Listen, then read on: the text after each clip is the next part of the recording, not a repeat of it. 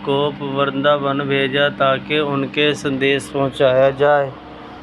उद्धव ने गोपियों को ज्ञान और वैराग्य का उपदेश दिया। फिर परमात्मा हर जगह है, इसलिए विरह का शोक छोड़ो। गोपियों ने उत्तर दिया कि हमारा प्रेम किसी साधारण व्यक्ति से नहीं है, स्वयं भगवान से है।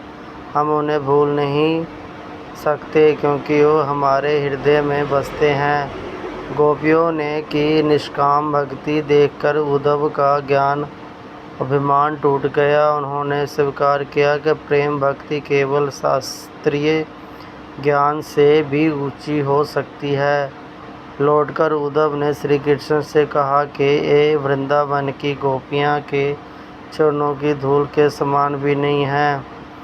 इस प्रसंग का मुख्य संदेश यह है कि सच्चा निष्काम प्रेम और भक्ति मनुष्य को भगवान के सबसे निकट ले जाती हैं। ज्ञान महत्वपूर्ण है, लेकिन जब उसमें प्रेम जुड़ जाता है तब वह पूर्ण हो जाता है।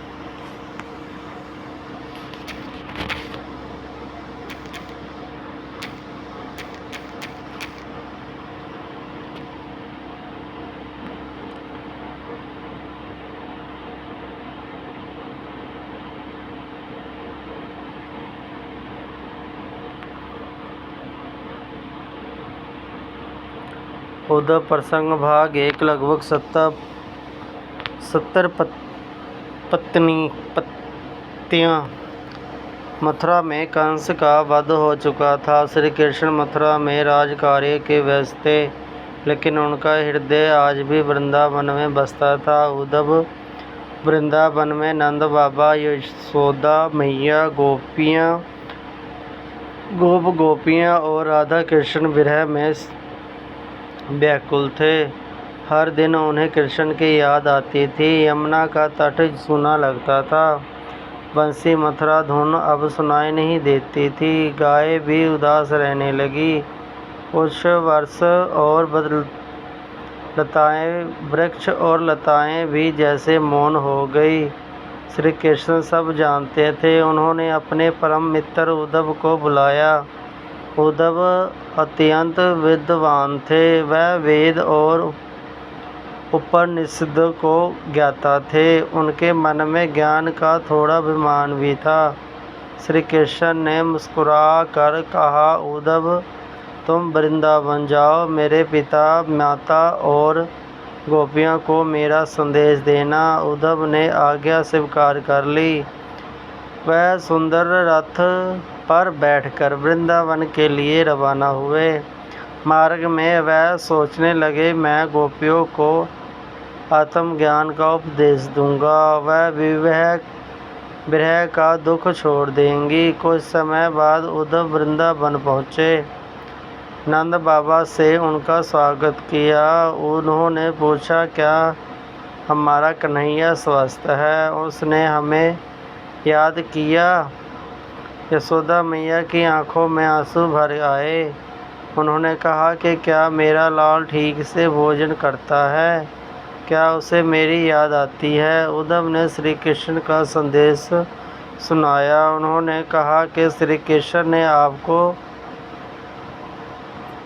प्रणाम कहा है, वह शीघ्र मिलने की आशा रखते हैं। यह सुनकर सबकी आंखें भर आई।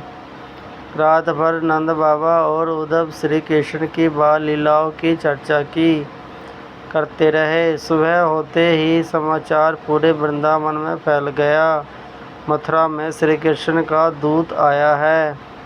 सभी गोपियां दौड़कर वहां पहुंची। उनकी आंखों में आशा थी कि शायद आज कृष्ण स्वयं आए होंगे, लेकिन जब उन्होंने उद्धव को देखा तो निराश हो गई। उन्होंने विनम्रता से पूछा कि क्या हमारे श्याम हमें याद किया? क्या उन्होंने कोई संदेश भेजा? उद्धव ने गंभीर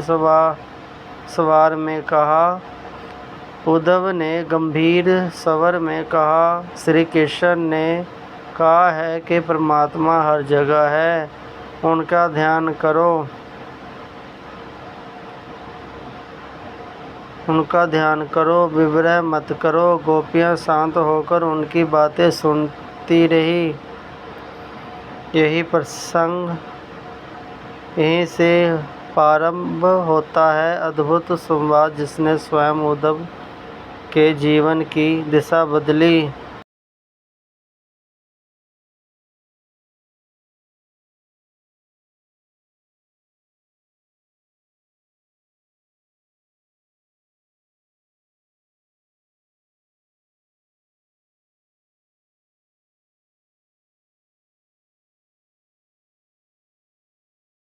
उद्धव ने गोपियों को संबोधित करते हुए कहा, हे ब्रज के देवियों, श्री कृष्ण आप सबको अपना प्रेम और आशीर्वाद भेजा है।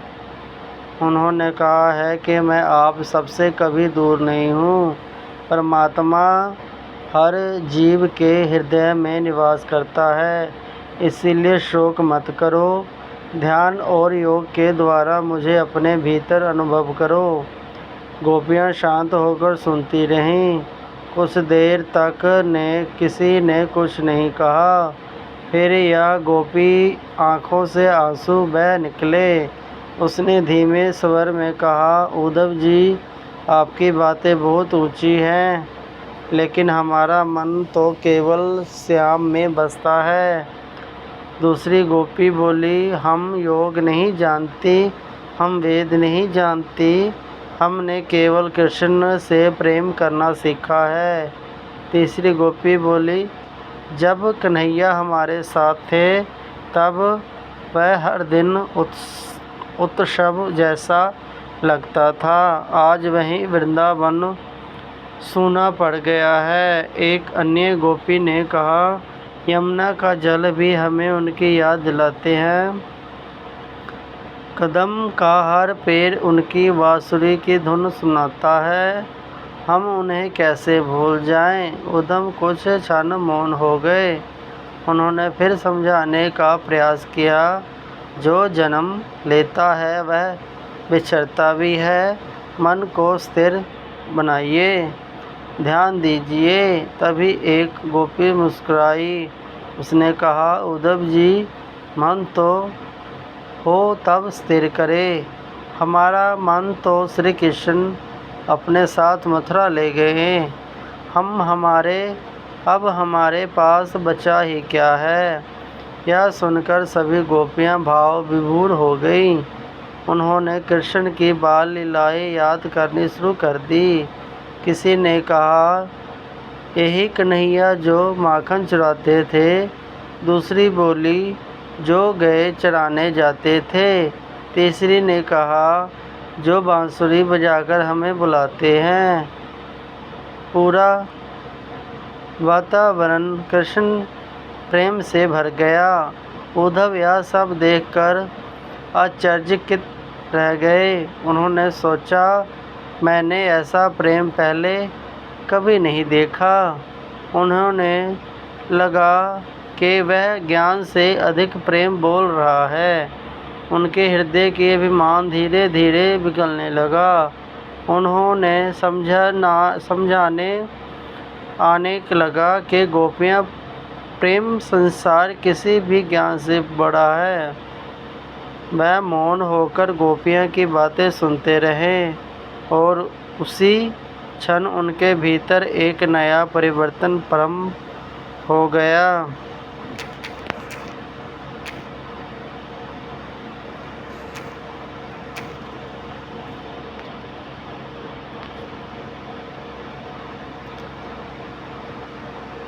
उद्धव मौन बैठे थे। गोपियों के प्रेम से उनके हृदय को स्पर्श कर लिया था। उसी समय एक काला भंवरा फूलों पर मंडरा रहा था। वहां आ पहुंचा और एक गोपी ने उसे भंवरे को देख उसे ऐसा लगा कि वह श्री कृष्ण का दूत बनकर आया है। वह भंवर से बात करने लगी, वे भंवरे, क्या तुम मथुरा से आए हो? क्या तुम हमारे श्याम का संदेश लाए हो? भंवरा फूल से फूल पर उड़ता रहा गोपियाँ उसे देखकर भाव विभोर हो गईं। एक गोपी बोली, तुम भी अपने स्वामी की तरह चंचल हो। जैसे श्री कृष्ण हमें छोड़कर चले गए, वैसे ही तुम ही एक फूल पर टिकते नहीं। फिर उसने कहा, यदि तुम सचमुच श्री कृष्ण के दूत हो तो उनसे कहना कि वृंदावन आज भी उनका इंतजार कर रहा है। यशोदा मैया आज भी उनके लिए माखन रखती हैं। नंद बाबा आज भी उनके लौटने की राह देखते हैं। गायें आज भी उनकी बांसुरी की धुन सुनना चाहती हैं, और हम गोपियाँ आज भी केवल उन्हीं के नाम से जीती हैं। यह सुनकर वातावरण भावुक हो गया। उद्धव की आंखें भी नम हो गई। उन्होंने सोचा, मैं उन्हें ज्ञान सिखाने आया था, लेकिन आज मैं स्वयं प्रेम पाठ सीख रहा हूँ। गोपियों ने कहा, हम श्री कृष्ण से कुछ नहीं मांगती। हमें ना स्वर्ग चाहिए, ना धन चाहिए, ना वैभव चाहिए। बस एक उनके दर्शन हो जाए, यही हमारे लिए जीवन का सबसे बड़ा धन है। उद्धव का सिर श्रद्धा से झुक गया। उन्होंने मन ही मन में श्री कृष्ण को प्रणाम किया। उन्होंने समझ आ गया कि निष्काम प्रेम ही सबसे बड़ी साधना है। उन्होंने स्वीकार किया कि गोपियों की भक्ति का कोई दूसरा उदाहरण नहीं। उन्होंने सोचा, काश मुझे भी इनके चरणों में धूल मिल जाए। अब उनका ज्ञान विनम्रता में बदल चुका था। उद्धव ने निर्णय लिया कि मथुरा लौटकर श्री कृष्ण को वृंदावन के प्रेम का पूरा वर्णन करे। उनके मन में अब केवल यही भाव थी, गोपियों का प्रेम ही सच्ची भक्ति का सर्वोच्च स्वरूप है।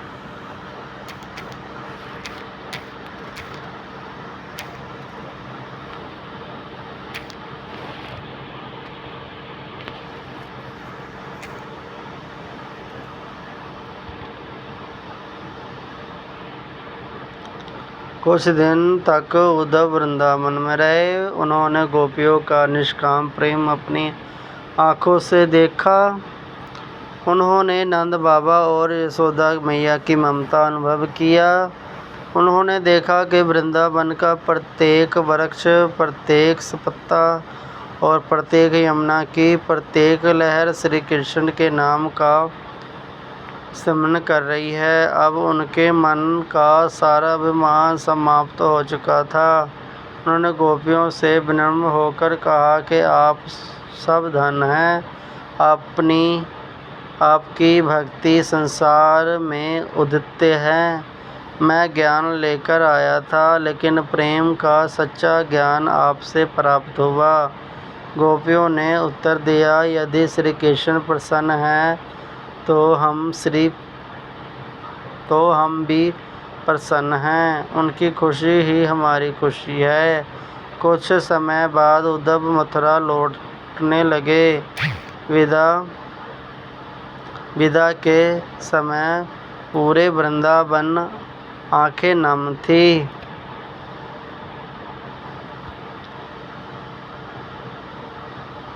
नंद बाबा ने कहा, जब कृष्ण से मिलना तो कहना कि उनका घर आज भी उनकी राह देख रहे हैं। यशोदा मैया ने कहा, मेरे लाल से कहना कि उसकी माँ उसे कभी नहीं भूली। गोपियों ने हाथ जोड़कर कहा, हमारे श्याम को प्रणाम कहना, हम उन्हें कभी नहीं भूलेंगे। उद्धव की आंखें से आंसू बह निकले। वह रथ पर बैठे और मथुरा लौट आए। श्री कृष्ण मुस्कुराते हुए पूछा, उद्धव, वृंदावन का क्या खबर है? उद्धव ने विनम्र होकर उत्तर दिया, प्रभु, वहाँ आपको प्रेम आज भी जीवित है। आपकी प्रेम आज भी जीवित है। मैंने ऐसी भक्ति कहीं नहीं देखी। वृंदावन की गोपियाँ आपके प्रेम में स्वयं को पूरी तरह समर्पित हो चुकी है। उनके सामने मेरा ज्ञान भी छोटा गया।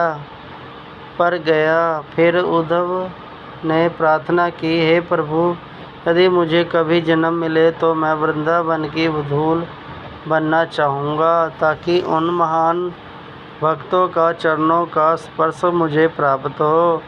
श्री कृष्ण मुस्कुराते हुए बोले, वे जानते थे उद्धव ने प्रेम का वास्तविक रहस्य समझाया है। यही उद्धव प्रसंग का सबसे बड़ा संदेश है। सच्ची भक्ति केवल ज्ञान से नहीं, बल्कि निष्काम प्रेम, समर्पण और विश्वास से प्राप्त होती है। गोपियों ने भगवान से कुछ नहीं मांगा, उन्हें केवल प्रेम किया।